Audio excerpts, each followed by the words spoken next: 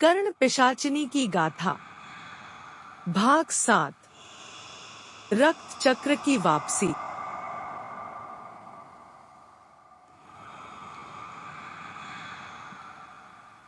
तांत्रिक विद्या, अतीत का पाप और नई शुरुआत का रहस्य।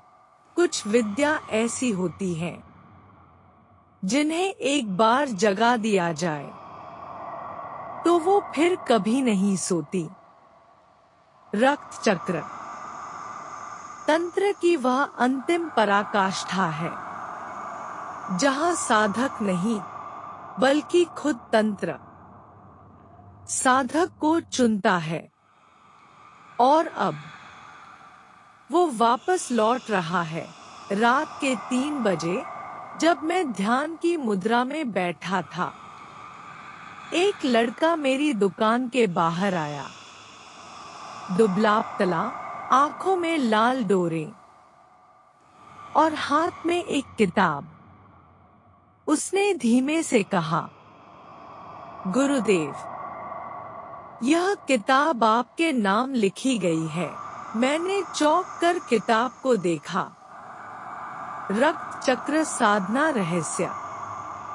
उसके पहले पन्ने पर एक नाम लिखा था, देवानंद चट्टोपाध्याय, मेरे पिता का नाम। मैं स्तब्ध रह गया। मैंने किताब खोली और एक झोंके में कमरा ठंडा हो गया। हर पन्ना खून से सना सा दिखता था और शब्द जैसे किसी और दुनिया से लिखे गए हों। मैंने पढ़ना शुरू किया। रक्त चक्र कोई साधारण तंत्र नहीं, यह बलिदान मांगता है और हर बलिदान एक ऋण बनकर लौटता है। उसके नीचे लिखा था, जो यह चक्र अधूरा छोड़ दे उसकी संतति भोगेगी दंड। मैं कांप उठा। क्या मेरे पिता ने कभी यह साधना अधूरी छोड़ी थी? क्या मैं उसी पाप का उत्तराधिकारी था? लड़के ने अपना नाम बताया, शिवांश। उसने कहा, गुरुदेव, मेरे सपनों में आप आते हैं। कोई अदृश्य शक्ति कहती है, तुम्हें महानंद की शरण में जाना होगा। मैंने उसे ध्यान से देखा। वो मेरी ही तरह बेचैन आत्मा था। शायद वो अगला साधक बनने जा रहा था, या शायद रक्त चक्र का मोहरा। मैंने पूछा, कहां से लाई ये किताब? उसने कहा, मसान घाट के एक वीरान पेड़ के नीचे एक लाश दबाई गई थी। उसके पास ये किताब थी और वो लाश मुस्कुरा रही थी। मैंने किताब के अंतिम पृष्ठ पर देखा। एक चेतावनी थी, जिसने एक बार रक्त चक्र की ध्वनि सुन ली, वो कभी सामान्य जीवन नहीं जी पाएगा। वो या तो साधक बनेगा या भस्म। तभी कमरे में हिलोरें उठीं।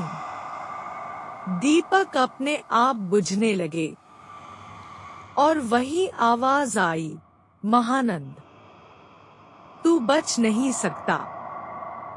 तेरे पिता ने अधूरी साधना छोड़ी थी, अब तू उसे पूरा करेगा या समाप्त। पिशाचिनी की नहीं थी ये आवाज।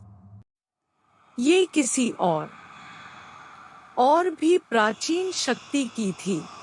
शिवांश मेरे चरणों में बैठा था।